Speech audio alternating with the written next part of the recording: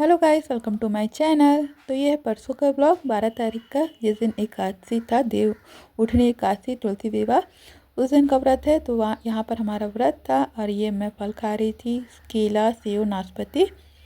ये मैं आपको दिखा रही हूँ। सुबह में नहाकर पूजा करके मैंने फल खा लिया। और ये है गन्ना जो हमने चढ़ाने के लिए मंगाया था। और ये है कथा की किताब, तो हम जा रहे थे कथा सुनने।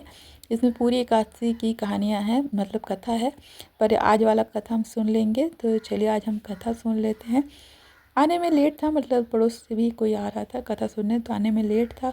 तो उसके पहले मैंने सोचा थोड़ा सा यहाँ पर तुलसी जी को सजा लिया जाए, मतलब उनके चबूतरे को सजा लिया जाए। तो यहाँ पर मैं गेंदे के फूल की पंखुड़ियों से यहाँ पर थोड़ा सा सजा रही थी।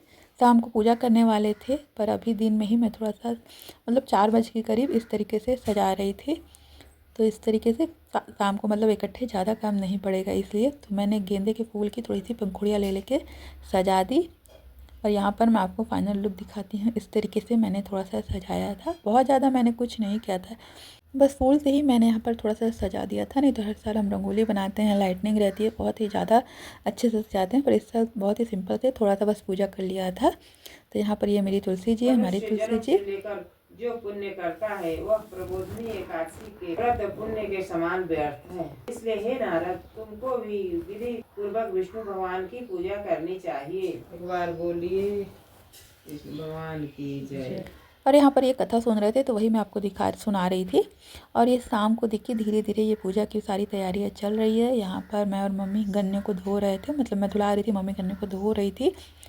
और यहाँ पर ये हमारा पूजा कंप्लीट हो गया है, देख सकते हैं। पूरे एक एक पत्ते को मम्मी यहाँ पर सिंदूर लगाती है, क्योंकि विवाह होता है ना, तो पूरे एक एक पत्ती को अच्छे से सिंदूर लगाती है। तो यहाँ पर ये छोटी सी पूजा की हमने तुलसी जी की और कान्हा जी की। फिर शाम को यहाँ पर ये कोन उबाला था, और ये एक जो पीस दिख रहा है ना, वो सुथनी बोलते हैं, तो उससे मतलब आज खाया जाता है, इसलिए वो एक ही पीस आपको दिखता होगा। थोड़ा थोड़ा हम उसमें से खा लेंगे। और बाकी ये फलाहार के लिए कोन है, और ये दूध है, जिससे हम आज फलाहार करने वाले हैं।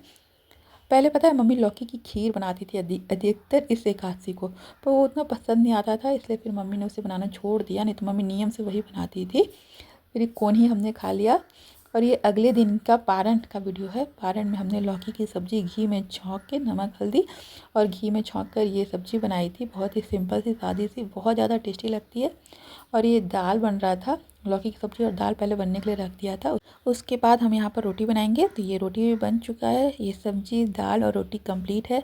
तो ये है मेरी थाली, पारण की थाली। इसी से द्वादशी में मतलब पारण किया जाता है, एकादशी के अगले दिन। तो आप लोग पारण किससे करते हैं, मतलब क्या खाते हैं, कमेंट में ज़रूर बताइएगा। हमारे यहाँ सरसों तेल और चावल, बिल्कुल ये 2 चीज़ पारण में नहीं खाते हैं। वीडियो पसंद आई हो तो लाइक एंड सब्सक्राइब।